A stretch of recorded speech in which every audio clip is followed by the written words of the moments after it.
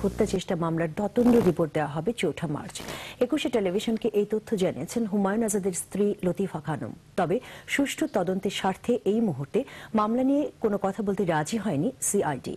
২০০৪ সালে বিএনপি জামায়াত জোট সরকারের আমলে ঢাকা বিশ্ববিদ্যালয় এলাকায় সন্ত্রাসীদের হামলায় গুরুতর আহত হন হুমায়ুন আজাদ। দীপু শিকদারের বিশেষ রিপোর্ট। ২০০৪ সালের ২৭ ফেব্রুয়ারি বাংলা একাডেমি বইমেলা থেকে বাসায় ফেরার সময় সন্ত্রাসীদের হামলায় গুরুতর আহত হন লেখক হুমায়ুন আজাদ। ধারালো অস্ত্রের আঘাতে ক্ষতবিক্ষত হয় তার শরীরের বিভিন্ন অংশ। তার স্ত্রী অভিযোগ করে বলেন, ৪ দলীয় জোট সরকার তাদের শরিকদের রক্ষা করতেই ধামাচাপা দেওয়ার চেষ্টা করে মামলাটি। পেশ করে একটি দায়সারা তদন্ত রিপোর্ট। পরিবারের পক্ষ থেকে পুনঃতদন্তের আবেদন জানানোর পর নতুন করে তদন্ত শুরু করে সিআইডি। জোট সরকারের আমলে বিচার তো হয়নি, কারণ সেদিন যদি বিচার হতো তাহলে এত অধ্যাপক, বিচারক, সাংবাদিক এবং বিভিন্ন জনগণ মারা যেত না।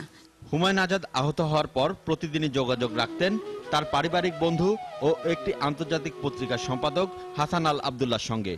তিনি বলেন, হুমায়ুন আজাদের মতো লেখকের ওপর হামলার মদতদাতাদের আড়াল করার চেষ্টা চলছে। মামলার তদন্ত যখন হচ্ছে, আমি আশা করব এই আঘাতের পিছনে যারা জড়িত তাদের খুঁজে বের করতে, এবং তাদের খুঁজে বের করলে আমার মনে হয় যে রাজাকার আলবদর আলসাম যাদের বিরুদ্ধে উনি সারা জীবন লেখালেখি করেছেন এরা বেরিয়ে আসবে। এবং হুমায়ুন আজাদের হত্যা প্রচেষ্টার বিচার করা আর রাজাকারদের বিচার করা আমার মনে হয় প্রায় সমান ব্যাপার, এরা একই সূত্রে গাঁথা। সাহসী লেখকের স্মৃতি ধরে রাখতে চান তার সন্তানরা, তাই এই বছর থেকেই হুমায়ুন আজাদ স্মৃতি পুরস্কার চালু করার কথা বলেন তারা। ইতিমধ্যে আমরা হুমায়ুন আজাদ কবিতা পুরস্কার ২০১০ ঘোষণা করেছি। এটা শুধুমাত্র তার স্মৃতিকে বাঁচিয়ে রাখার জন্য এবং তরুণ কবিদেরকে উদ্বুদ্ধ করবার জন্য।